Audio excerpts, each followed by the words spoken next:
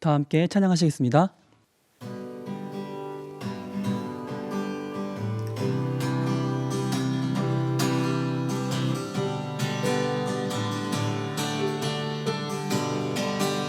어두운 밤에 캄캄한 밤에 새벽을 찾아 떠난다. 종이 울리고 닭이 울어도 내 눈에는 오직 밤이었어. 우리가 처음 만난 그때는 차가운 새벽이었어. 주님 마음속에 사랑이 있음을 나는 느낄 수가 있었어. 오 주여 당신께 감사하리라. 실로암 내게 주심은 나에게 영원한 사랑 속에서 떠나지 않게 하소서. 오 주여 당신께 오 주여 당신께 감사하리라. 실로암 내게 주심은 나에게 영원한 사랑 속에서 떠나지 않게 하소서.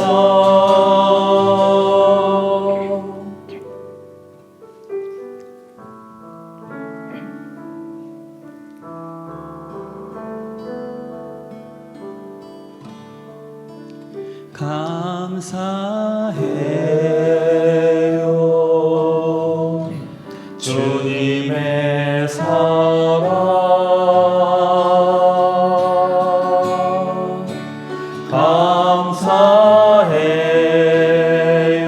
감사해요. 주님의 은혜 목소리 높여 주님을 영원히 찬양해요. 나의 전부이신 나의 주님. 감사해요.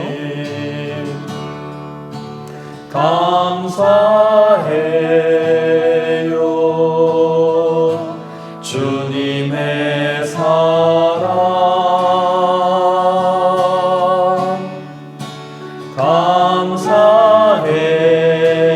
감사해요. 주님의 은혜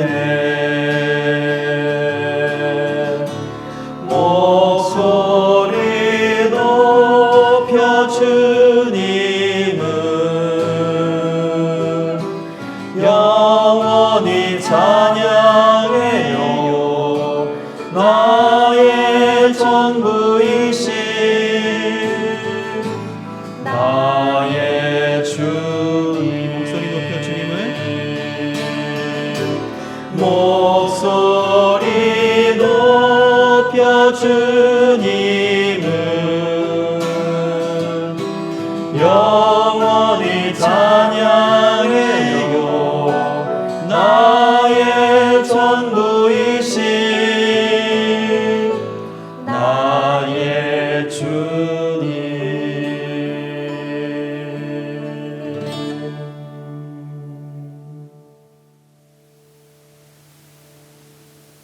여러분 반갑습니다. 수요사경회가 들어왔습니다. 이 자리 원래 용민님이 계시잖아요. 근데 저 사람 누구지? 이럴 수 있는데 벙커원교회 중고등부 전도사 이경은 인사드립니다. 반갑습니다. 네, 감사합니다. 제가 한 2주 전인가 뉴스를 통해서 이제 번건교회 새로 부임해 왔다고 같이 사역하기로 했다고 인사드렸었는데 저희 또 용민님께서 이렇게 이 자리를 통해서 교우님들께 인사드리라는 차원에서 저를 이렇게 불러주셨습니다. 감사드리고요. 익숙한 얼굴 없으니까 좀 불안할 수도 있지만 오늘 함께 좋은 시간, 귀한 말씀 배우는 시간 됐으면 좋겠습니다. 자, 그리고 이 자리 백미님 와 계십니다. 네, 안녕하세요. 네, 반갑습니다. 어떻게 유튜브 보니까 좀 건강이 안 좋으신 것 같았는데 아프다고 그러고 철수님께서 막 음식 차려주시고. 아무튼 잠깐 몸살이 왔었고요. 네. 이제 제가 좀 갱년기가 오나 봐요. 나이가 있어서. 마음이 아파요. 네, 그러고 있습니다. 아, 네, 이렇게. 네. 감사합니다. 그리고 유기농 수도사님. 네, 계십니다. 반갑습니다. 네, 어제도 6시쯤 왔더니 오후 시간에 찬양 선곡하고 계시던데요. 아, 네, 그렇습니다. 네, 오늘 찬양곡이 너무 좋은 것 같아요. 이게 옛날 찬양인데 되게 네. 가슴에 와닿는 부분이 많았습니다. 한 목사님께서 많은 영감을 주십니다. 아, 네. 네, 그리고 이 자리, 예, 목사님 계십니다. 안문호 목사님 오셨습니다. 네, 반갑습니다, 여러분. 생명사랑께 한문덕입니다. 네. 목사님, 이번에 이게 코로나가 좀 조용한가 싶더니 네. 다시 한번 이렇게 또 난리가 났네요. 그러다가 이번에 또 성소수자들 때문에 또 국민일보가 이렇게 보도하는 통에 그 코로나는 네. 우리가 다 알다시피 이제 그 전에 이게 다 코로나 계열인데 뭐 사스도 있었고 메르스도 있었는데요. 이번 코로나의 특징은 사스나 메르스와는 달리 또 아주 높은 전파력, 네네. 예, 아주 감염이 빨리 된다는 거, 예, 그리고 예, 특별히 무증상 감염도 있다는 것을 다시 한번 이제 여실히 느끼게 된 계기가 됐죠. 예, 예. 아마 계속 조심해야 될 것 같고요. 지금 학교도 연기를 했지 않습니까? 네, 다. 그렇습니다. 예. 그리고 그런 문제를 다루는 것에 대해서 예. 특히 국민일보가 그렇게 했는데 그건 되게 전 잘못됐다고 생각합니다. 이게 그렇죠. 사회적 소수자 문제로 그냥 몰고 가는 것은 일단 그런 식의 그 언론 태도가 문제고요. 네, 실제로 방역에도 도움이 안 돼요. 네, 그러니까 우리가 그런 신천지 사례에서도 봤지만 네.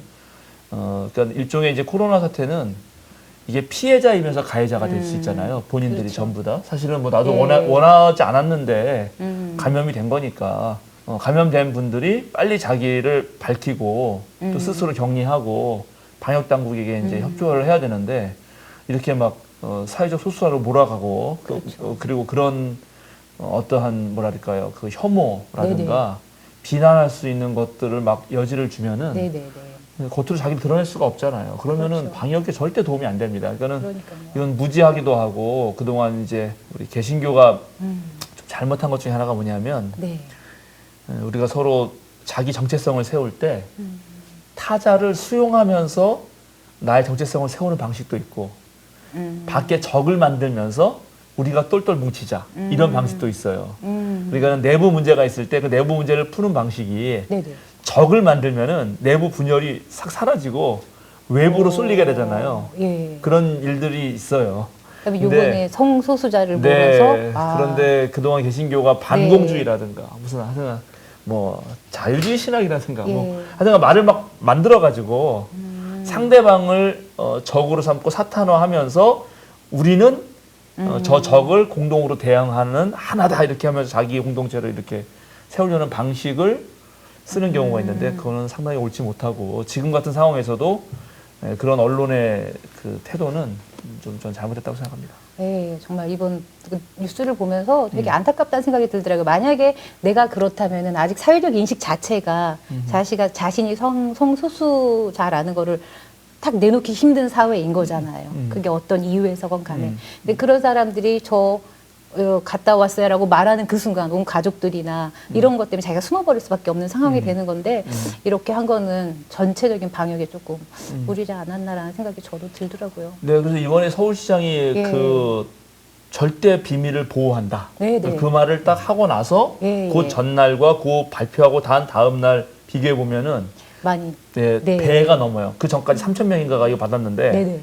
그 검사를 진단 검사를 예. 그 바로 발표하자마자 다음 날 6,000명이 넘었어요. 그러니까 우리가 이게 함께 네. 중요한 건 지금 코로나를 헤쳐나가는 과정에서 네네. 언론이 됐던 우리의 그런 우리도 정말 주의해야 되죠. 누군가를 네. 이렇게 혐오하는 거는 네, 맞습니다. 기본적으로 올바른 태도가 아닙니다. 자, 그러면 오늘 어떤, 네. 예, 근데 시작해볼까요? 오늘 말씀드리기 네. 전에 아까 우리 유기동 수도사님이 오늘 네. 부른 찬양이 저에게 영감을 줬다고 그러는데 네. 예, 오늘 이제 다룰 본문 때문에 그런 거죠. 근데 정말 이 실로암은 네. 저 중학교, 고등학교 때 엄청 인기 있었던 것 같아요. 그리고 이게 이 곡이 진짜로요. 오늘 부른 거는 우리 마커스 워십의 버전이긴 하지만은 그 옛날에 불렀을 때 네. 정말 부흥의 도가니죠. 근데 아 이거 항상 수련회만 불렀었죠. 들으면 수련회만 가면은 이 노래가 나오는 순간 네. 중고등학생들, 저 중고등학생 시절에 예, 엄청 감동이 되고 네. 근데 오늘날도 여전히 동일한 감동을 느끼는 데가 있어요. 어딘지 아세요? 이 찬양만 부르면?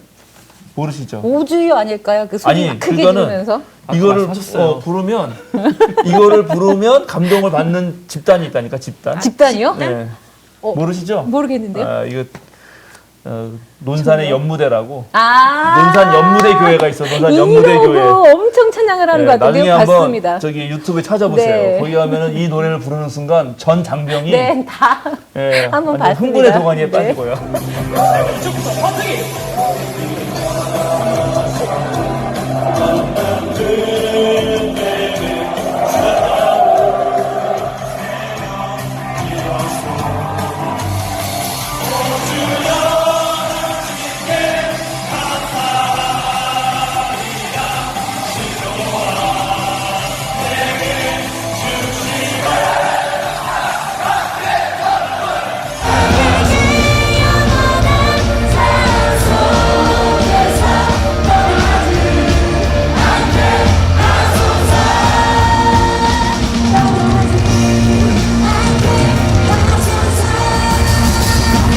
네, 네, 네, 군부대 네, 네. 말씀하시는 거예요? 네, 연무대 무대. 연무대. 논산 훈련소 논산 연무대 훈련소. 교회가 있어요. 네. 거기에 이제 신병들이 가서 함께 아. 예배드리고 하는데 아주 이찬영이 그 부르의 생각이 안 명곡이고요. 나더라고요. 예. 다 같이 일어나서 그렇습니다. 함께하는. 여기 가사가 예. 너무 좋죠. 예, 여기 어두운 밤에 캄캄한 밤에 새벽을 찾아 네. 떠난다. 예, 이런 말들 자체가 예, 주는 예. 아주 울림이 아. 사실은 상당히 있고 그 동이 터오는 그 여명의 네. 시절에 빛을 찾아서 떠나는 맞아요. 그 사람의 마음이 그리고 그 빛을 만났을 때 그 감사하는 마음이 너무나 잘 녹아 있는 찬양이라고 말씀드리면서 오늘 본문에서 이런 느낌을 받게 될 것이다. 아멘. 이렇게 하고 우리 네. 요한복음 9장 1절에서 7절을 보겠습니다. 원래는 요한복음 9장 1절에서 41절을 여러분 전부 보셔야 됩니다. 그리고 그 41절까지를 전체를 잘 봐야 이것도 완벽한 한 편의 단막극이거든요. 너무나 이것도 아름다운 정말 요한복음서에서 요한복음서는 이런 식의 그 이야기가 많아요. 그거 제가 좀 이따 이제 말씀드릴 네네. 텐데 이런 식의 많은 이야기, 예를 들어서 니고데모가 찾아와서 벌어진 이야기, 사마리아 여인이 찾아와서 벌어진 이야기, 그 하나하나의 이야기가 한 편의 단막극 같은 거예요. 그런데 이 바로 이 시각장애인이 찾아온 그러니까 찾아온 건 아니지만 이 시각장애인을 고친 이야기야말로 가장 또 드라마틱한 이야기이고 제가 지난주에 예고했지만 이거는 바로 요한복음서를 만들어낸 공동체. 그러니까 만약에 벙커원 교회가 벙커원 교회 복음을 쓴다. 벙커원 복음 몇 장을 쓴다 그러면 자기네 공동체 신앙 고백을 담을 거 아닙니까? 그러니까 이건 요한 공동체를 만들어낸 사람들의 신앙 고백이 오롯이 담겨 있는 그런 일종의 그림입니다. 그러니까 그걸 생각하시면서 원래는 다 읽어야 되지만 네. 일단 함께 읽는 거는 1절부터 7절까지 읽고요. 그 다음에 제가 좀 쭉쭉 읽어가면서 같이 해보겠습니다. 네. 읽어주시죠. 네. 예수께서 가시다가 날 때부터 눈먼 사람을 보셨다. 제자들이 예수께 물었다. 선생님, 이 사람이 눈먼 사람으로 태어난 것이 누구의 죄 때문입니까? 이 사람의 죄입니까? 부모의 죄입니까? 예수께서 대답하셨다. 이 사람이 죄를 지은 것도 아니요 그의 부모가 죄를 지은 것도 아니다. 하나님께서 하시는 일들을 그에게 드러내시려는 것이다. 우리는 나를 보내신 분의 일을 낮 동안에 해야 한다. 아무도 일할 수 없는 밤이 곧 온다. 내가 세상에 있는 동안 나는 세상의 빛이다. 예수께서 이 말씀을 하신 뒤에 땅에 침을 뱉어 그것으로 진흙을 개어 그의 눈에 바르시고 그에게 실로암 못으로 가서 씻으라고 말씀하셨다. 실로암은 번역하면 보냄을 받았다는 뜻이다. 그 눈먼 사람이 가서 씻고 눈이 밝아져서 돌아갔다. 아멘. 네, 아멘. 7절까지. 네. 자, 요 짧은 요 구절에서 혹시 또 여러분 눈에 띄는 게 뭐가 있나요? 하시고 싶은 말씀? 저는 이제 몇 가지가 있었는데요. 그 중에서 하나는 일단 대상자들의 요청이 없었는데 예수님이 먼저 고쳐주신 거. 그렇죠. 예. 그리고 지금 네 우리가 일단은 복음서들은 주로 그런 게 있었는데 요한복음서에 오면 벌써 그런 게 좀 달라지고 예. 바로 네네. 그리고 두 번째 음흠. 지금까지는 예수님은 다 말씀으로 해주시거나 아니면 그냥 단순히 맞아. 손을 맞아, 잡아 맞아. 일으키셔서 음흠. 고쳐주셨는데 음흠. 이번에 굳이 침을 뱉어서 진흙을 개어서 이렇게 발라주셨단 말이죠. 그 왜 그러셨을까? 좋은 질문입니다. 네. 그럼 자. 네. 수도사님 뭐 없어요? 있어요? 다 얘기를 해서 여기서 항상 얘기하지만 이렇게 장애를 가지고 있는 사람을 항상 죄를 지었다라는 표현을 항상 쓰고 있어서 이 사람의 죄는 또 어떻게 풀어내실까라는 궁금증이 있습니다. 그러니까 좋아요. 그러니까 그 부분 사실 저는 앞부분에서는 이 사람이 그 누구의 잘못도 아니다라고 하셨는데 또 뒤에 가서 보면 바리새파들은 너는 완전히 죄 가운데서 태어났다 이렇게 얘기를 했거든요. 네. 그러니까 또 그 근거도 사실 궁금하고요. 네, 좋습니다. 좀 얘기를 해보죠. 이제 하나씩 보면서. 자, 예수님께서 가시다가 날 때부터 눈먼 사람을 봤잖아요. 그럼 날 때부터 눈이 멀었으니까 이거는 타고난 장애인이란 말이에요. 타고난 시각 장애를 가지시건데 그런데 제자들이 뭐라고 묻냐면 선생님 이 사람이 눈먼 사람으로 태어난 것이 누구의 죄 때문입니까? 이 사람의 죄입니까? 첫 번째. 자, 이 사람의 죄입니까? 그러면 날 때부터 눈이 멀었는데 그럼 이 사람은 언제 죄를 진 거죠? 태중에 태중에. 아하. 야, 그래. 그거 하나가 가능성이에요. 부모의 죄를 유업으로 받았다. 뭐. 아니 부모 말고 일단 이 사람의 죄라 그러면 그 부모의 죄 넘어가기 전에 이 사람의 죄라 그러면 배 안에서 이미 죄를 졌다. 이런 가능성이 하나 있죠. 네. 이게 우리 꼼꼼히 따져봐야 돼요. 그럼 배 안에서가 아니면 언제? 배 안에서가 아니면 죄를 지을 수 없지 않을까요? 지을 수가 없죠. 그렇죠. 그래서 죄를 지을 수가 없다라는 생각 말고 이것이 전생이 있다는 증거다라고 불교인들이 말합니다. 성경에도 놀랍네요. 분명히 전생이 있는 구절이 있다. 어머. 이거 봐라 이거. 전생의 죄를 졌기 때문에 다양하게 이런 거다. 해석이 되네요. 이런 해석이 가능할 것 같기도 하지 않아요? 네, 어쨌든 그 다음에 부모의 죄입니까? 이거는 이제 아까 우리 유균홍 수도사님이 뭐라고 죄를 유업으로 받는다고요? 그렇다고 보는 거죠 여기서는. 네, 여기서 이렇게 보는 거죠. 네. 네, 그런 거에 근거가 있죠. 우리 출애굽기 20장 5절. 출애굽기? 우리 전사님 한번 읽어주실래요?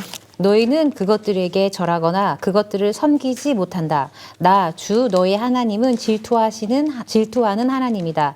나를 미워하는 사람에게는 그 죄값으로 본인뿐만 아니라 3, 4대 자손에게까지 벌을 내린다. 네, 여기. 이게 본인뿐만 아니라 그러니까 본인이 있죠. 이 본인이 우상숭배를 한 거 아니에요. 절을 했다는 거 아닙니까? 그러면 그 벌을 누구한테까지 내린다? 3, 4대. 3, 4대. 그러면 그 부모의 죄 때문에 아들과 손자와 증손자까지? 이런 말일까요? 원래 이 성서 구절이? 그거 어떻게 생각하세요? 문자적으로는 그렇게 들리는데. 네, 이 바로 문자적으로 네. 읽을 때 그러니까 지금 벌써 신약 시대 사람들도 구약의 이 10계명의 한 부분을 문자적으로 읽고 네. 너 부모의 죄가 그 아들에게도 미친다라고 생각할 수 있는 여지가 있었다는 거죠. 네. 근데 일단 이것부터 제가 계속 수정해 주려고요. 원래 그 구절이 그런 뜻이었을까? 그게 아니에요. 그러니까 그렇다면 너무 부당한 것 같아요. 연좌제인 거죠. 그렇죠. 완전 연좌제죠. 그래서 그런 얘기를 끊는 게 나오죠. 부모가 신포도를 먹었다고 아이의 이가 실이냐. 이런 구절이 제가 또 에스겔서인지 예레미야인지 약간 헷갈리는데 그 구절이 나옵니다. 분명히. 그러니까는 그런 연좌제를 끊는 구절이 이미 구약 성서 내에서도 있어요. 그런데 이 구절의 핵심은 뭐냐면 한 명이 죄를 지으면은 그 죄의 영향력 그리고 고통이 그 가정 전체에게 미친다는 거예요. 근데 옛날에는 대가족이었잖아요. 그러니까는 부모가 죄를 지으면은 예를 들어서 이제 부모가 알코올릭이고 술 먹고 집에 와서 뭐 가정 폭력을 하면 그게 본인에게만 문제가 되지 않잖아요. 아내에게 미치죠. 애들 막 무서워서 숨죠. 근데 그분이 할머니 할아버지야. 예를 들어서. 그러면 거기가 그러면 손자까지도 같이 사는 옛날에 3, 4대가 같이 살았으니까 그 집안 전체에 네가 죄를 지은 것으로 인해서 그 고통이 다 미친다. 이런 말이에요, 사실은. 근데 이거를 문자적으로 읽었고 이제 고대 사유에 죄는 하나님께 벌을 받아서 이제 된 것이다. 네. 그리고 얘는 날 때부터 된 거니까 이런 것을 문자로 읽어서 분명히 얘가 죄를 지은 게 아니면, 그러니까 태중에 죄를 지은 게 아니라면 이건 부모의 죄가 얘한테 영향을 미쳤다. 이렇게 한 거죠. 어떻게 생각하세요? 예, 그때 당시 대가족 제도라면 충분히 예, 납득할 만한 얘기인 것 같습니다. 그 구약은 그런 충분히 이해가 되고, 네. 근데 지금 누군가 자 태어날 때부터 이미 장애를 가지고 태어났는데 그것이 누구 때문에 그런 거다. 그러니까 지금 고통당하고 있는 사람에게 너의 지금 고통이 너나 너의 부모 때문이다라고 말하는 것, 그것이 그 고통 받는 사람에게 도움이 됩니까? 도움이 안 됩니까? 도움이 안 안 되죠. 되죠. 안 되죠. 안 되죠. 근데 어떤 경우는요, 제가 요 부분은 제가 고통의 문제 좀 얘기하려고 하는데, 어떤 거는 고통을 당하는 것이 본인의 죄거나 부모의 죄일 수도 있어요. 어떤 거는. 자, 어떤 거 그렇죠? 말하자면, 아까도 술 얘기를 했는데, 밤에 자기가 먹을 만한 주량을 이상을 밤새도록 퍼마시면은, 그 다음에 배가 아파요.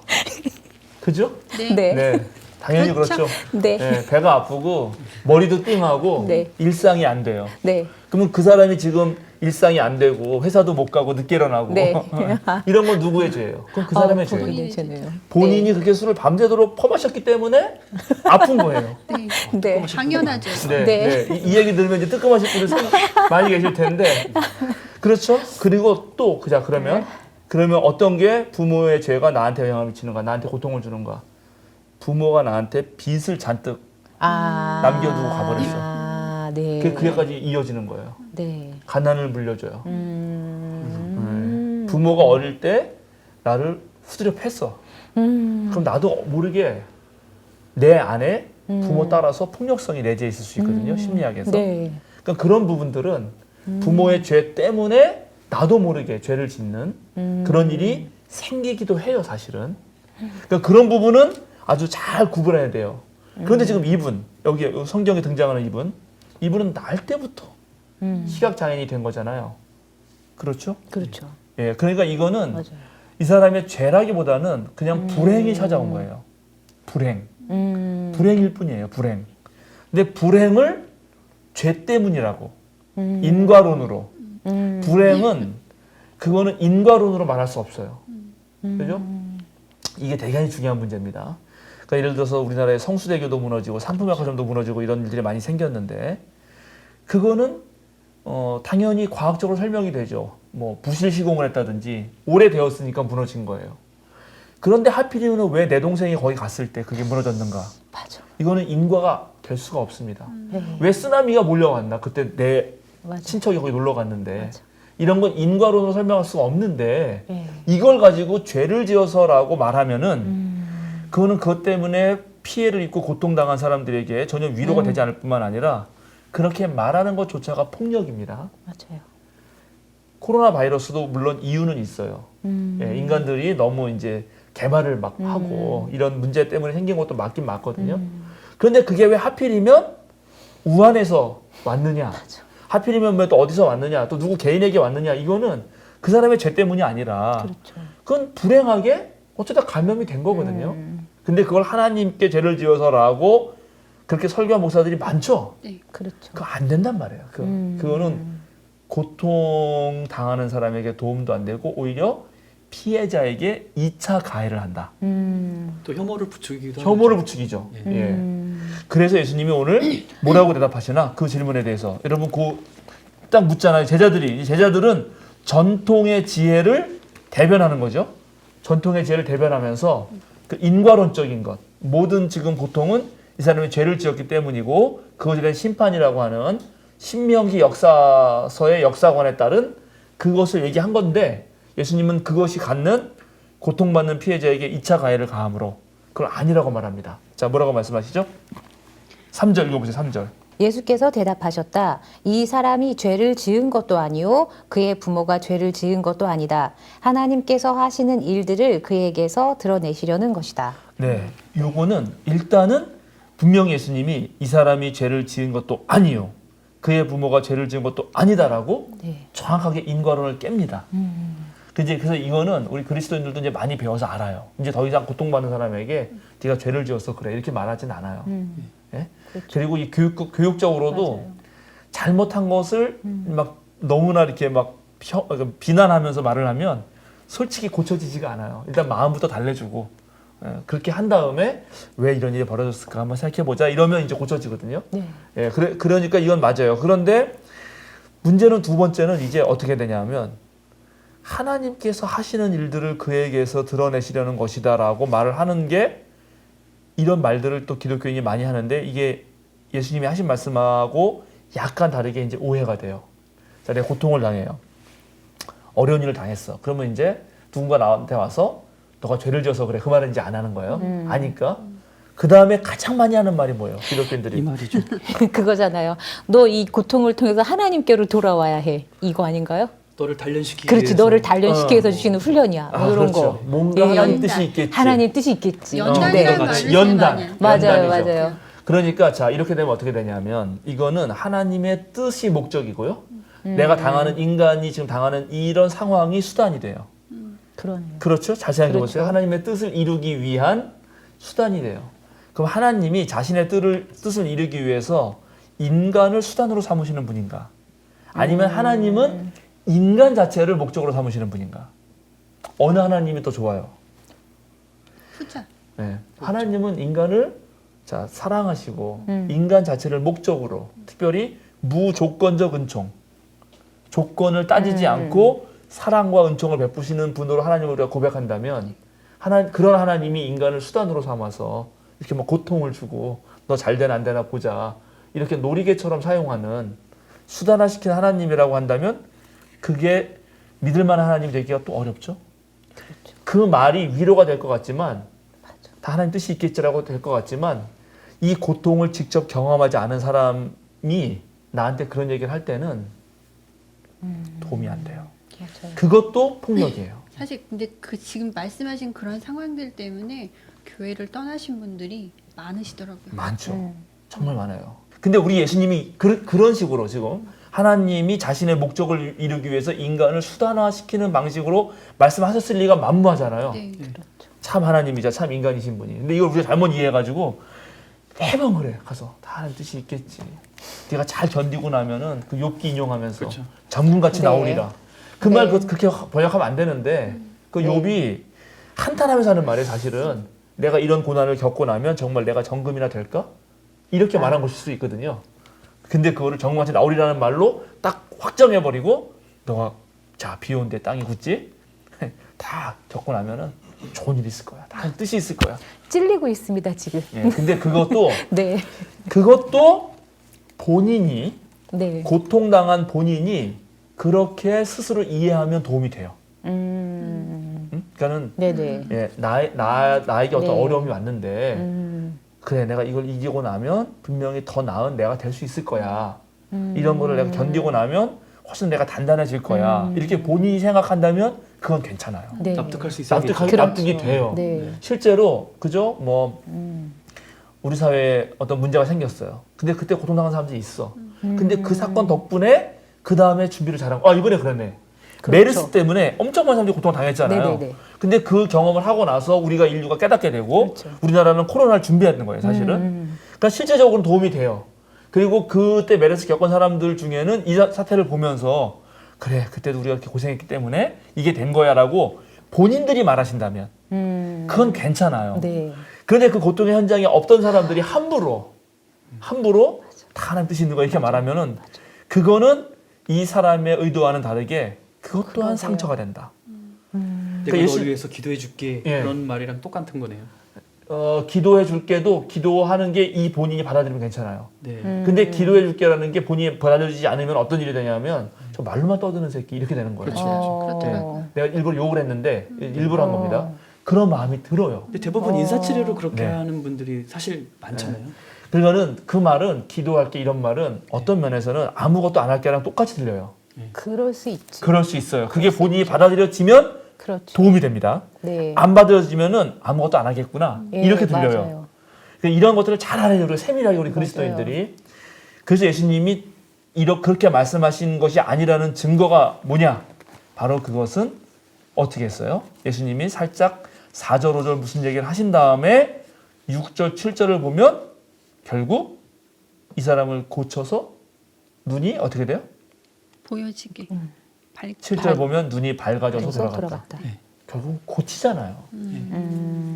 그러니까 이 말은 하나님이 하시는 일을 이에게서 드러내시려는 것이다라고 말만 한 게 아니고 그런 식으로 목적론적으로 설명하는 게 아니고 몸으로 위하여 네가 고통받는다는 게 아니고 지금 여기서 고쳐주신 다음에 그래서 너로 이 고친 것을 통해서 드러났다 이미.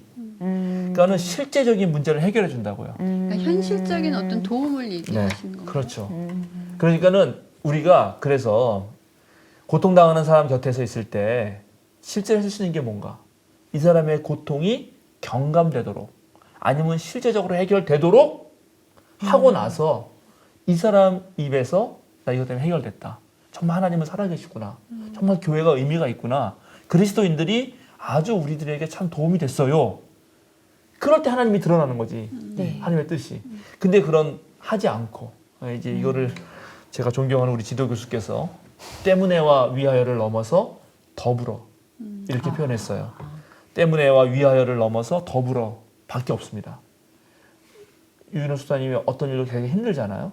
우리가 할 수 있는 일은 때문에 너 이거 때문에 이렇게 당하는 거야 이런 설명도 아니고요. 이런 걸 위해서 이런 거야 하나님 뜻이 이렇게 있을 거야도 아니고 곁에 있어주는 거, 함께 울어주는 거, 함께 비를 맞아주는 거, 때로는 우산을 씌워주는 거, 혼자 있는 거 좋아하시는데? 그러면 혼자 있게 내버려두는 거. 그래서 그 외국 사람들 같은 경우 그런 일이 좀 있어요. 제가 좀 들어봤는데 상이 났어요. 상. 장례가 난 거예요. 네. 정신이 없죠 집에. 네. 장례가 나면 보통 정신이 없어요. 그럼 이주 사람들이 가서 묻는데요. 지금 이제 장례 치르느라 바쁘실 텐데 제가 뭐 할 일이 없어요. 이렇게. 그러면 고마워요. 우리 지금 강아지가 좀 있는데 그럼 좀 우리 강아지를 좀 내 반려견을 좀 한 2, 3일 동안 돌봐줄 수 있나요? 그럼 돌봐주시는 거예요. 그게 훨씬 더 실제적인 도움이 된다는 거죠. 그렇죠. 그게 더불어 있는 거라고요. 네. 그렇죠? 그럼요. 예, 거기에 지금 너 뭐 맞아요. 사고가 난 거는 누구 잘못이다, 다 맞아요. 뜻이다 이런 말 맞아요. 소용 없습니다. 필요가 없죠. 필요가 없는 겁니다. 네. 그러니까는 요 지금 1절부터 7절까지는 일단 제가 이 얘기를 오늘 네. 하고 싶습니다. 그래서 네. 실제적인 도움을 주라는 거고 네네. 그다음에 이제 아까 백미님 아주 좋은 질문했는데 자 여기서 그걸 고치시기 전에 예수님이 3, 4절에서 내가 이 세상에 있는 동안 나는 세상의 빛이다 이래 빛. 이 세상의 빛이다. 이게 엄청 멋있는 말인데 빛하면 우리가 제일 먼저 뭐가 떠오르냐면 창세기가 떠올라요. 태초에 하나님이 제일 처음에 빛을 창조하셨거든. 네. 그리고 그 빛이야말로 성서 내내 모든 전통에서 생명의 근원이에요. 빛이 없으면 못 살아요. 그래서 그 출애굽기 같은 데도 보면은 9번째 재앙이 흑암의 재앙이거든. 흑암의 재앙. 네. 네. 깜깜해가지고 일어날 수도 없고 제자리를 뜰 수도 없고 서로 볼 수도 없었어요. 그거는 죽음을 상징해. 근데 이스라엘 자손에게는 어디에나 빛이 있었다 이러거든요. 그건 생명을 상징하는 거예요. 그런데 바로 그때 창조하실 때 하나님이 어떻게 하셨지? 창세기 2장에 진흙을 개서 인간을 네, 만들었잖아요. 네, 네. 예수님은 세상의 빛으로 지금 생명을 창조하시는다는 이미지를 여기에 넣어주는 거예요. 오, 그렇게 연결이 되네요. 네. 창세기와 창세기. 세상의 빛이시고 이제 그 네. 빛을 믿어야 생명을 얻는 것이고 요한복음은 내내 나는 누구다 나오는데 네네. 거기에 나는 생명이다, 생명의 물이다, 생명의 빵이다, 예. 나는 세상의 빛이다, 네. 나는 길이다 진리다, 나는 포도나무다, 나는 선한 목자다 쫙 나오잖아요. 네. 그 계열 중에 하나로서 이제 빛이 실제로 어둠과 흑암 시역장에는 그런 거 아닙니까? 그렇죠. 예. 정말 죽음의 삶을 살아가는 사람에게 어떻게 빛이 되는가 그리고 어떻게 새로운 창조를 일으키고 있는가 실제적인 고통을 해결해 주는가 이런 문제들을 함께 얘기하는 것입니다. 그리고 또 멋있게 오늘 우리가 부른 노래 실로암을 가라래. 그래가지고 요한복음서 나중에 쓴 사람이 설명을 해주잖아요. 실로암을 번역하면 보냄을 받았다라는 뜻이다. 네. 근데 예수님이 바로 4절에 우리는 나를 보내신 분의 일을 나를 보내신 분. 그러니까는 그게 묘한 상징이죠. 예수님은 하나님으로부터 보냄받은 분이에요. 네. 그리고 예수님은 이제 이 사람을 보내요. 어디로? 실로암으로. 그러면 실로암에 와서 딱 씻어가지고 눈을 뜨면 이 사람은 또 보냄을 받겠죠. 네. 누군가에게로. 그래서 계속 이제 눈 어두운, 그러니까 어둠의 흑암의 세력에 살던 사람들이 눈을 뜨고 어디론가 보냄을 받는 하나님으로부터 보내심을 받은 분에게서 눈을 뜨고 나도 보냄을 받고 또 누군가를 보내는 일들이 계속되는 거죠. 전도. 예, 이 역할을 요한 공동체가 이제 한다는 거거든요. 자, 멋있네요. 요걸로도 이제 오늘 사실은 성서 공부 끝낼 수도 있는데 그런데 이게 기가 막힌 게 또 이제 이 다음에 있습니다. 이 다음에 이런 일이 벌어졌더니 뒷얘기가 더 재밌더라고요. 예, 뒷얘기가 이제 네. 흥미진진해요. 이렇게 했더니 그 다음에 이웃 사람들이 이 눈 뜬 사람을 보고 이 사람이 진짜냐 가짜냐를 논쟁해요. 그게 8절부터 12절까지 나와요. 여기 다 이제 읽을 수 없으니까 네. 그냥 그렇게 막 넘어가죠. 그랬더니 네.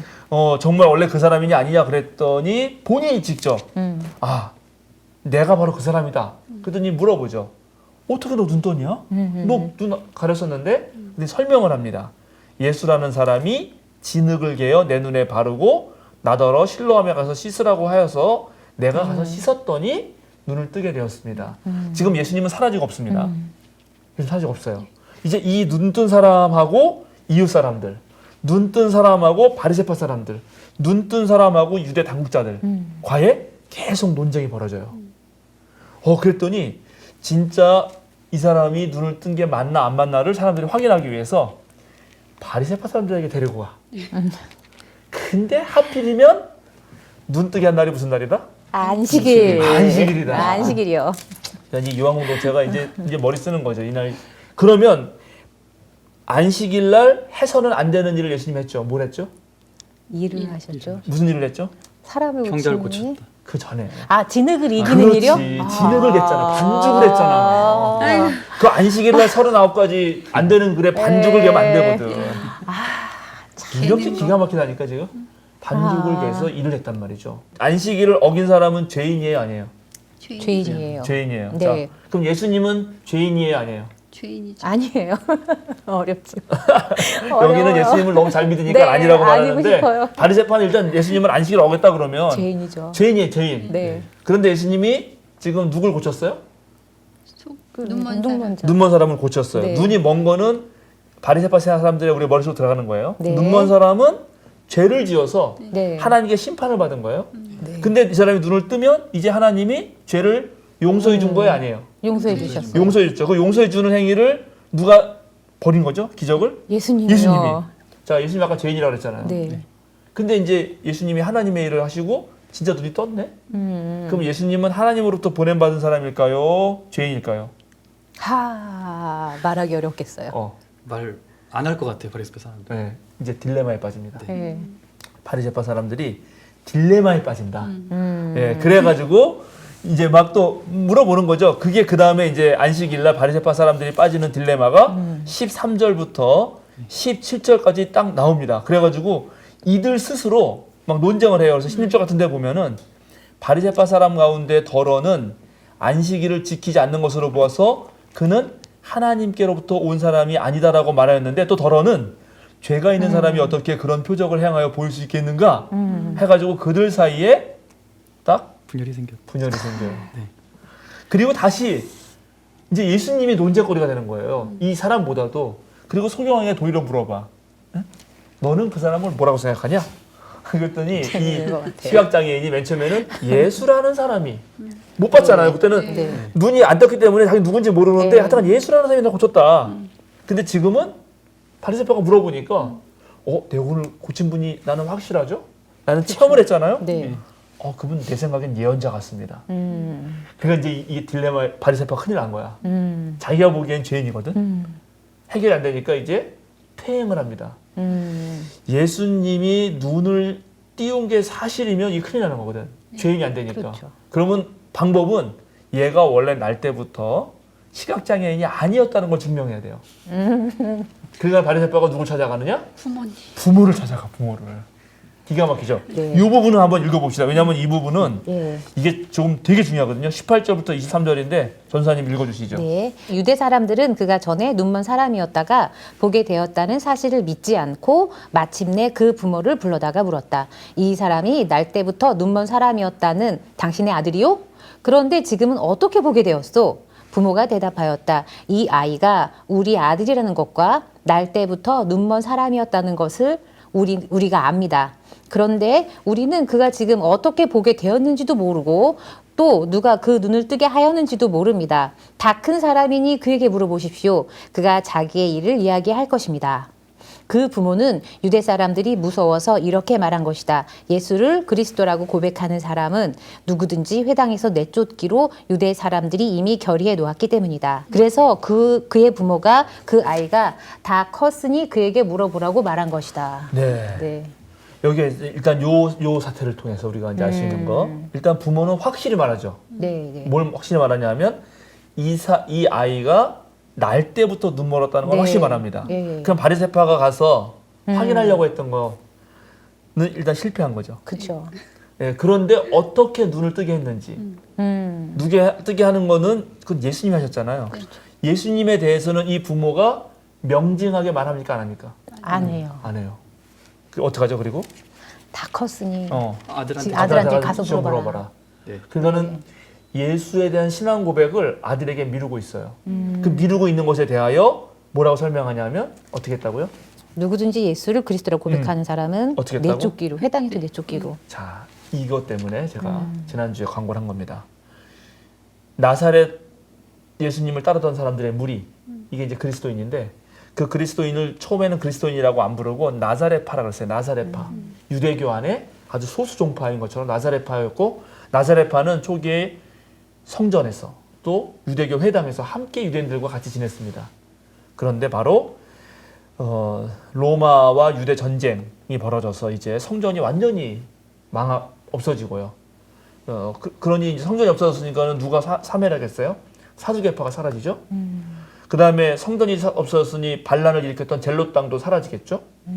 그리고 따로 살던 SNL파가 있었는데 SNL파는 따로는 살 수가 없는 게 그래도 어디서 누가 먹을 걸 대줘야 따로 살지 수도원에서. 근데 곧 먹을 걸 대주는 사람들이 성전 주변에서 있었던 사람들이거든요. 그러니까 그 사람들이 무너지니까 SNL파도 힘을 잃습니다. 그럼 유일하게 남는 거는 바리새파만 남아요. 초기에 이제 성전이 무너진 다음에. 그래서 바리새파들이 다시 마음을 추스려서 하나님의 율법을 지키자고 하면서 유대인 재건 운동을 벌이거든요. 그 재건 운동을 벌이면서 AD 90년에 얌리아에 딱 모입니다. 모여서 그때 이 마스터 텍스트, 그러니까 구약 성경을 새롭게 텍스트 정경화 작업을 하고요. 그리고 자기네들끼리의 전통을 다시 세워나가요. 그리고 유대인의 기도문, 18조 기도문을 새롭게 정리하는데 그때 12번째 기도문이 원래 이단에 대한 저주 기도문이거든요. 근데 이단에 대한 저주 기도문에 나사렛 도당을 집어넣습니다. 그렇게 하고 나사렛 도당을 이제 유일신 하나님을 섬기는 것을 거부한다 그래가지고 그래서 얘네들이 예수님을 하나님이라고 그러니까 그러면 유일신이 안 되잖아요. 그렇죠. 사람을 신성화하는 거니까 그래서 회당에서 내쫓기로 결의해. 그게 90년에 벌어지니까 요한복음서는 그 사건 이후에 쓰였다. 그리고 그때 쫓겨난 사람들이 바로 이 사람들입니다. 그리고 이 이야기를 여기서 이렇게 해주고 있는 거예요. 이 소경이라고 하지. 이 시각장애인은 그러니까요. 이게 조금 되게 재밌죠? 네. 궁금했어요. 네. 아니 그 당시에 예수님이 신성시 되었던 건가? 라는 의문이 있었거든요. 네, 그러니까는 이제 이런 게 우리가 그래서 성경이 쓰인 시점을 알아야 되고 성경이 기억에 예수님 돌아가시고 나서 오랫동안 기억된 것들을 말로 하던 것이 어느 순간 정착돼서 복음서로 나오는 거죠. 복음서로 쓰일 때 그때 상황이 있어요. 네. 복음서 모든 저자들은 몇 가지 이유가 있어요. 복음서 쓰는 이유가. 일단 내부 교육용이에요. 예수님 돌아가시고 나서 초기 목격자들이 다 죽고 없으니까 그 다음 제자들은 예수님을 몰라요. 알려줄 필요가 있단 말이죠. 그 다음에 그건 내부 결속용. 외부로는 로마를 상대해야 돼요. 로마가 침입 지배하고 있으니까. 또 하나 외부는 유대교예요. 자기는 유대교 안에 있었지만 이제 유대교에서 조금과 다른 색깔을 나타내기 때문에 그래서 그런 사람들을 생각하면서 그리고 완전 비그리스도인들, 비유대인들 거기에서도 상대해야 될 거 아니에요.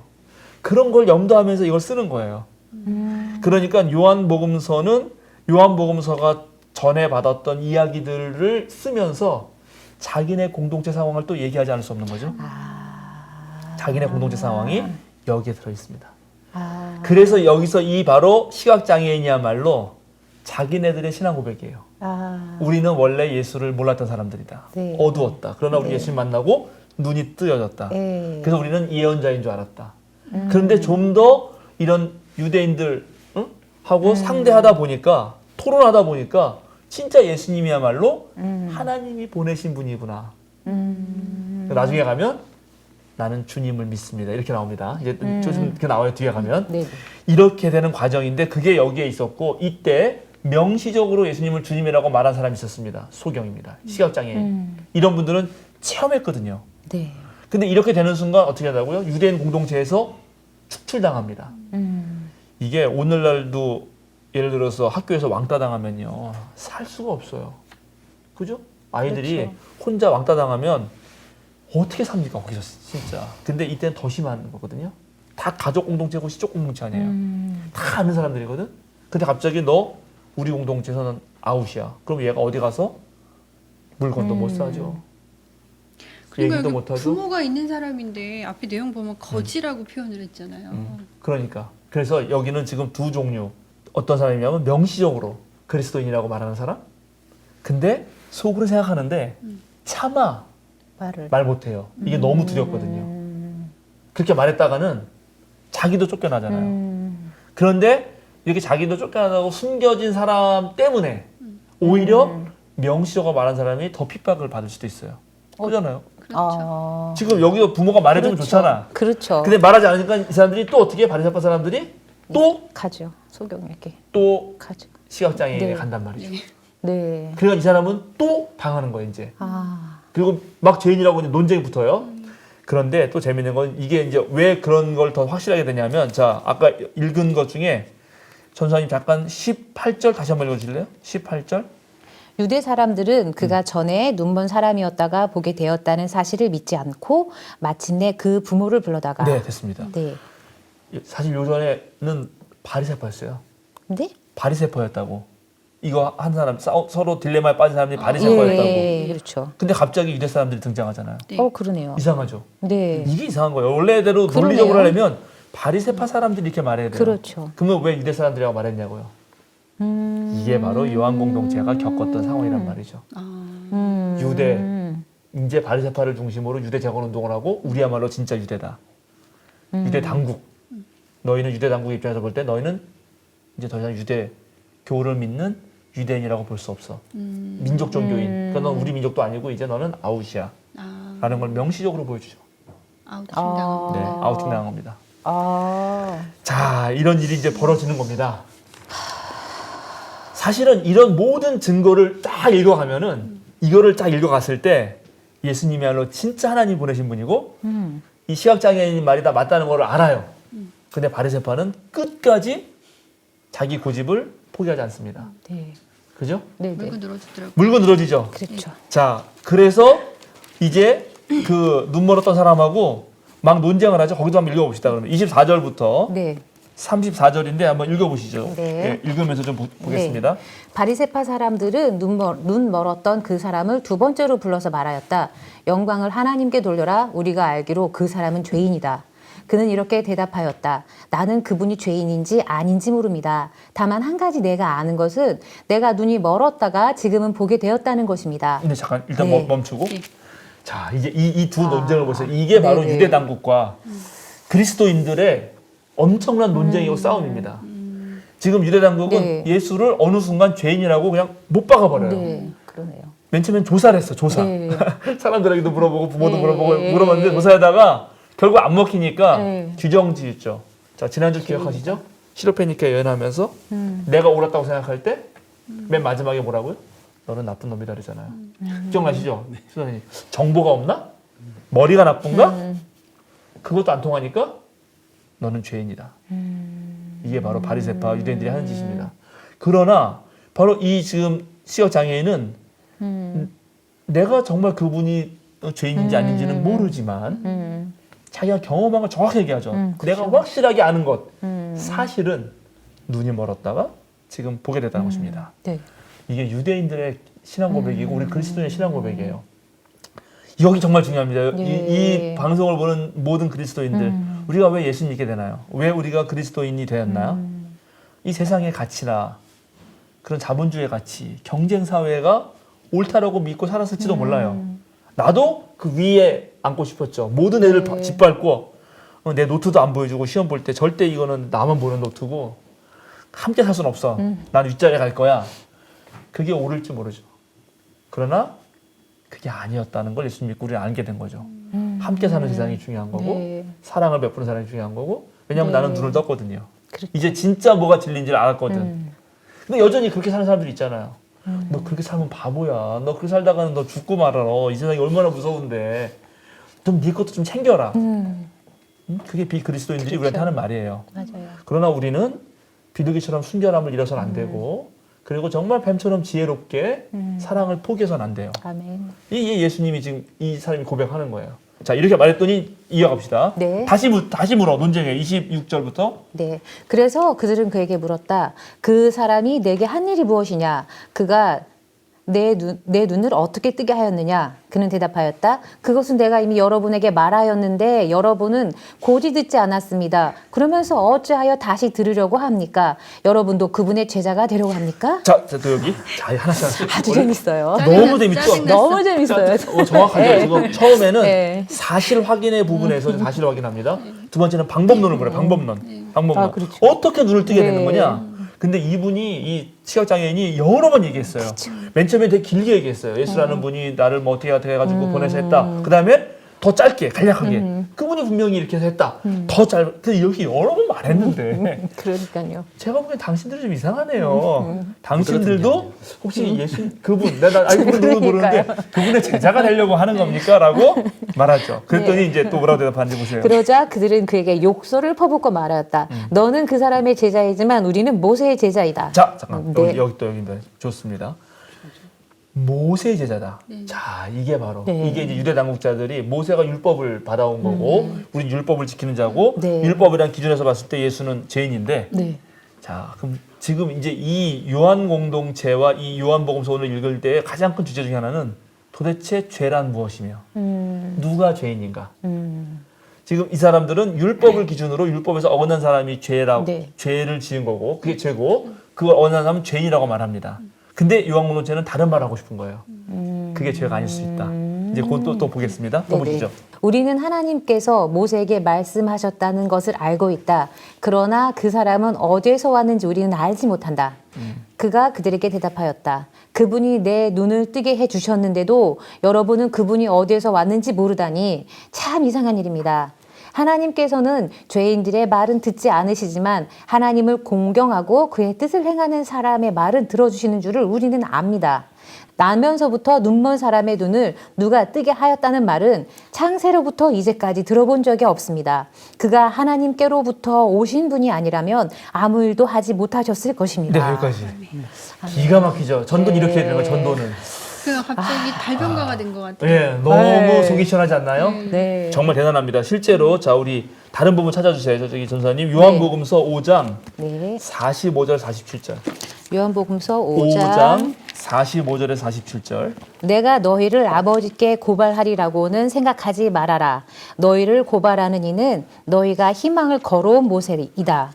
너희가 모세를 믿었더라면 나를 믿었을 것이다. 모세가 나를 두고 썼기 때문이다. 그러나 너희가 모세의 글을 믿지 않으니 어떻게 내 말을 믿겠느냐. 예수님 하신 말씀이에요. 예. 얘네들 모세를 내세우지만 진짜 모세를 제대로 알았으면 나를 알았을 것이다. 예수님 예. 말씀이에요.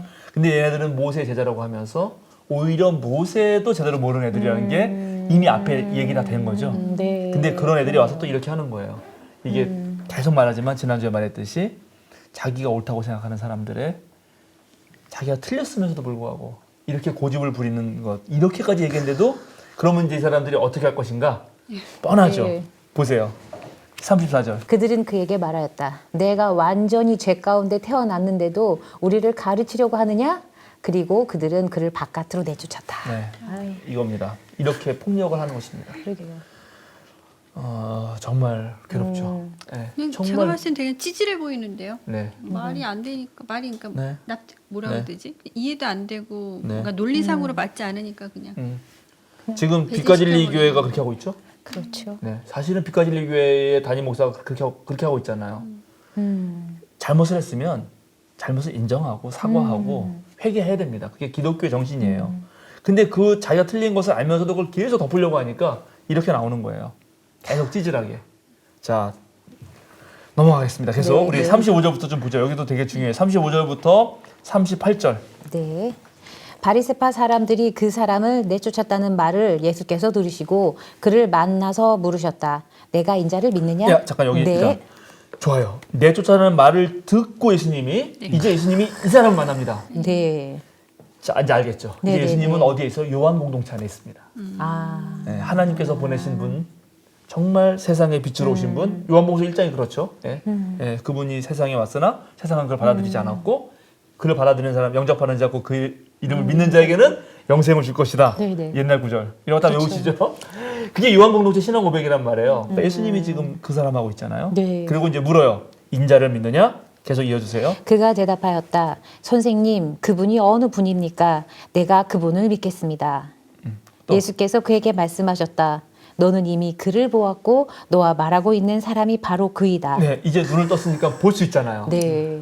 아까는 맨 처음에는 예수라는 사람이었는데 바리새파 앞에서는 그런 예언자이다라고 대답했고 또 여기서 막 전도 막 설명할 때는 하나님이 보내지 않고는 나는 그런 일 못한다고 생각한다. 이거는 이제 하나님 보냈다는 걸 믿는 거고 그럼 내가 이제 그분을 보기만 하면 나는 그분을 믿겠다라고 했는데 내 눈앞에 있지 않느냐. 너무 멋있는 말 같아요. 기가 막 이건 너무 멋있어요. 제가 드라마 안 봐도 된다니까. 네. 드라마틱. 얼마나 진짜로요. 드라마예요. 이 드라마를 안 봐도 돼요. 이 진짜 끝내주는 드라마라고. 진짜. 자, 또 계속. 그는 주님 내가 믿습니다 하고 말하고서 예수께 엎드려 절하였다. 네. 예수께서 또 말씀하셨다.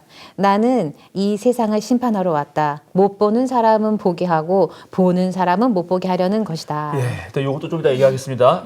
이제 이렇게 하고 넘어가니까 또 네. 바리새파가 나옵니다. 이제. 예수와 함께 있던 바리새파 사람들이 이 말씀을 듣고 나서 말하였다.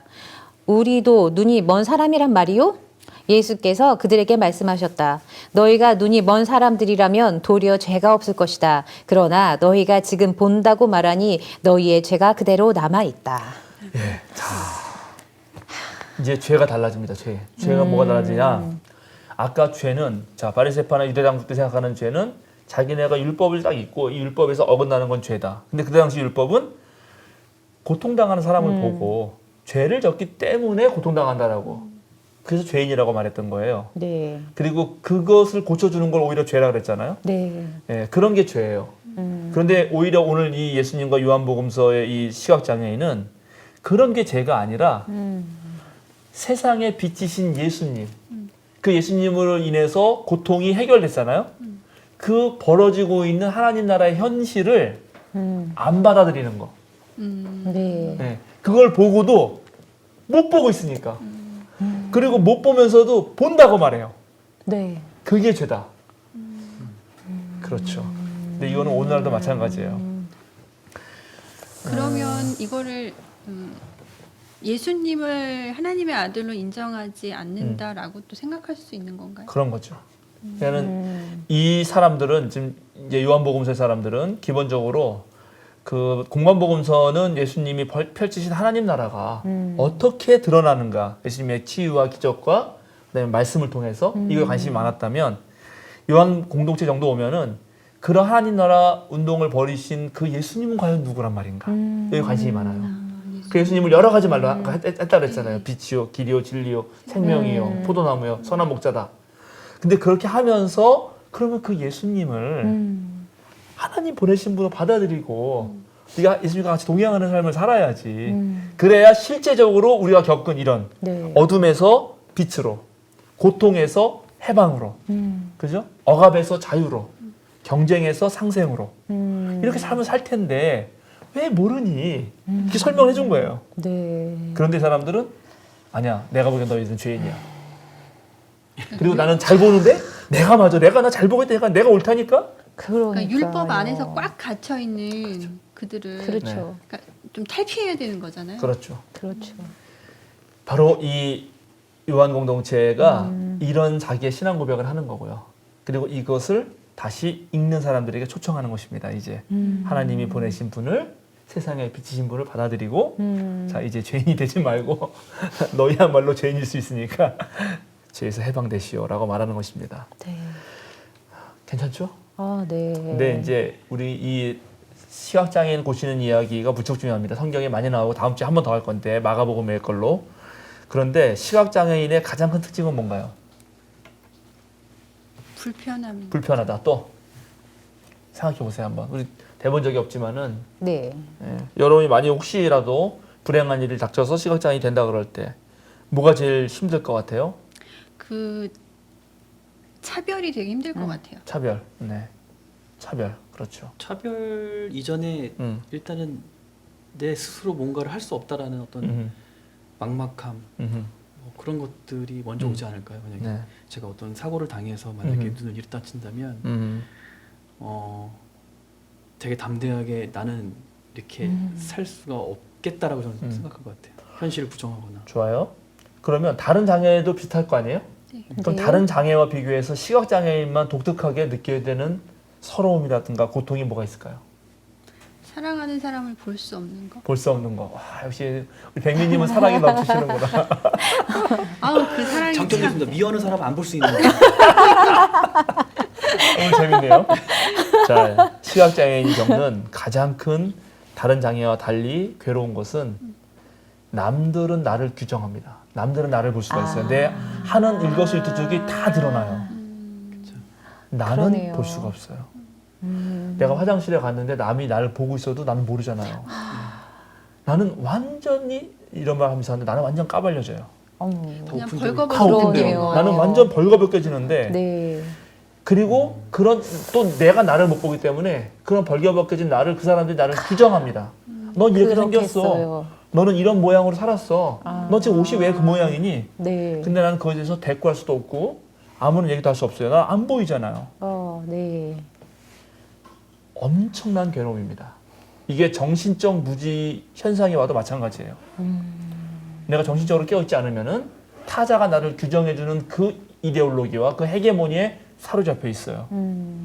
밑가진리교회 많은 청년들이 왜 그렇게 교회가 규정해주는 대로 내가 그렇게 LTC 교육인지 뭔지를 받아야만 그렇죠. 신앙이 성숙한다라고 착각하나요? 자기 스스로 눈을 못 떴기 때문입니다.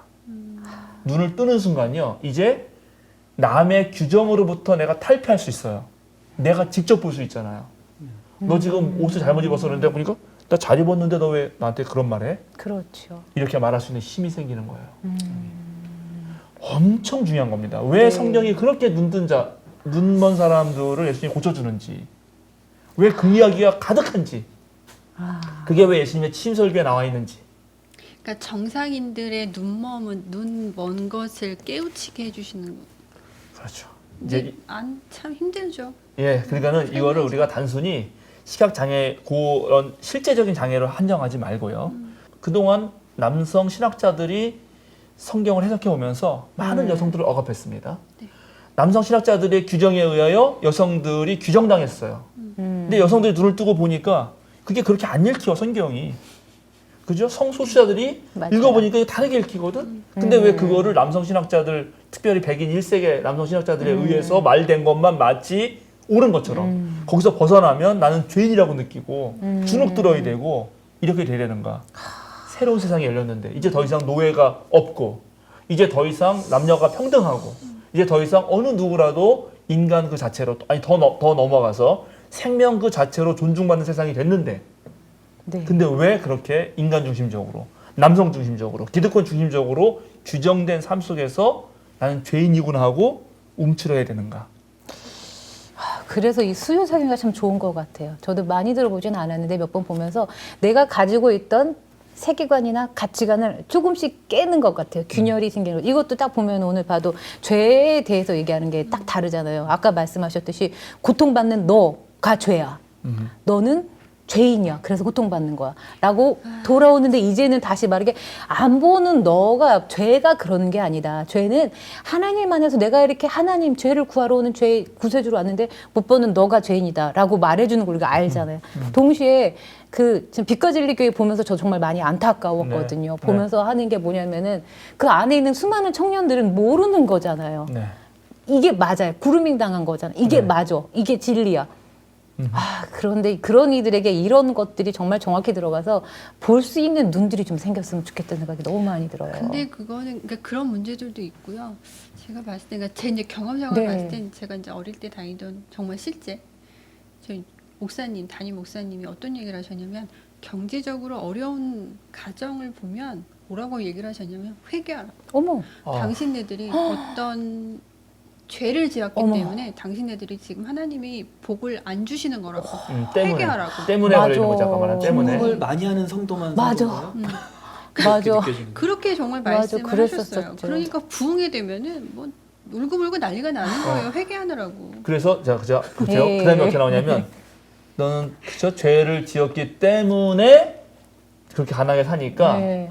앞으로 위하여 너 잘 살기 위하여 헌금해라. 이렇게. 맞아요. 때문에요. 그 때문에 위하여를 가지고 얼마나 사람들을 농락해 왔는지 그동안 맞아요. 종교가 딱 목사가 금액을 교회가. 정해주는 거예요. 근데 그때 교회 갈 일은 뭐예요? 그 가난과 아픔에 동참해서 그렇죠. 뭘 도와줄까? 네. 더불어서 네. 어떻게 함께 그걸 이겨나갈까를 해야죠. 네. 그게 그리스도인이고 그게 예수님의 복음이죠. 아멘입니다. 자, 그 수요사경에서 하고 싶은 것 중에 하나는 네. 이제 맞춰야 될 것 같은데 이런 사실을요 우리가 모르잖아요. 그러니까 이렇게 균열을 안 내면 모르면 진짜 모르면 내가 모르는 것조차 모릅니다. 맞습니다. 맞습니다. 모르는 것조차 모르기 때문에 모르고 있다는 걸 어떻게든지 깨줘야 돼요. 근데 그걸 깨주는 순간 존재가 무너지는 듯한 느낌을 받아요. 그럴 겁나고 것 같아요. 두려워요. 떨려요. 지금 우리 이 시청자들이 그런 경험들 많이 하실 거예요. 물론 시원한 사람도 있겠지만 그래서 오히려 모른다는 거를 알려준다. 내가 모른다는 사실을 알게 되는 순간 이제 알면 무엇이냐. 그건 이제 공자라는 분이 한 유명한 말이 있는데 그게 대단히 중요한데 그 제자의 자로라는 애가 걔는 자기가 모른다는 걸 모르면서 무조건 손 들었어요. 뭐 얘기하면 제가 얘기할게요 선생님. 그런 애거든. 있어요. 막 아는 체하고 막 있어요. 하루는 너무 그러니까 선생님이 따로 불러서 자로야. 자로의 이름이 유인데 유야. 내가 너에게 안다는 것을 가르쳐 주마. 아는 것을 안다고 하고 모르는 것을 모른다고 하는 것이 아는 것이다. 이거 논에 나오는 유명한 말입니다.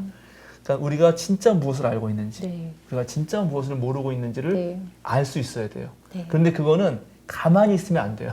공부를 해야지 드디어 내가 모르는 게 뭔지를 알아요. 맞습니다. 수요상영회가 그런 역할이 되길 바라고 네. 오늘 요한복음서 여러분 9장 1절부터 41절을 다시 한번 쭉 읽어보시면서 이 드라마를 통해서 많은 걸 배우시기 바랍니다. 네. 감사합니다. 마쳐야겠네요. 우리. 네. 어때요? 기도하나요? 기도해 제가? 주시고 네, 네. 마무리하면 되겠습니다. 기도하겠습니다. 주님 감사드립니다. 정말 모를 때는 내가 모른다는 사실조차도 몰라서 때로는 심리 조작에 넘어가고 속임수에 걸려듭니다. 그래서 생긴 고통들이 있습니다. 또 실제로 알 수 없는 불행이 닥쳐오는 경우도 있습니다. 그런 모든 고난 속에서 우리를 해방시켜 주시고 우리를 구원해 주시기 오신 그 예수님을 기억하며 우리도 저 세상으로 보냄을 받아서 이 세상에서 많은 고통을 당한 사람들 곁에 서 있게 하시고 특별히 새롭게 깨달아서 내가 옳다고 주장하는 것이 아니라 다양한 이야기들을 들어가며 그 차이들 속에서 가장 좋은 길을 찾을 수 있도록 주여 함께하여 주시옵소서. 아멘. 그래서 우리가 세상의 빛으로 나아갔듯이 우리들 자신이 세상의 빛이 되게 하여 주시옵소서. 아멘. 수요사경회가 그런 역할을 감당할 수 있도록 모든 시청자들과 함께 주님께서 도와주시고 함께 기도해 주시기로 믿습니다. 아멘. 주님께 모든 것을 맡겨오며 예수 그리스도의 이름으로 기도드립니다. 아멘.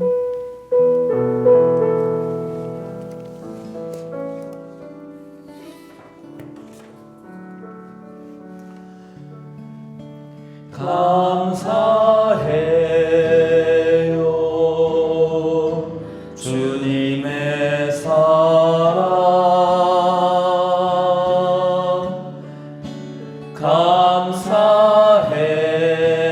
감사해요 주님의 은혜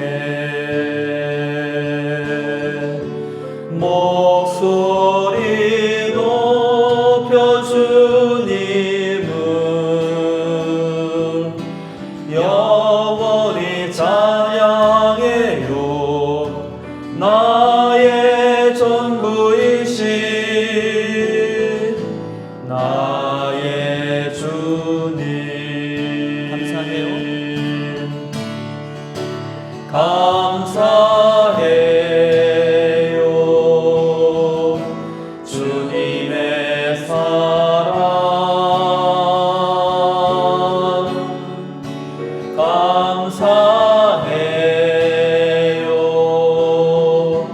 주님의 은혜 목소리 높여 주님을 영원히 찬양해요 나의 전부이신 나의 주님 목소리 높여 주님을 목소리 높여 주님을 영원히 찬양해요 나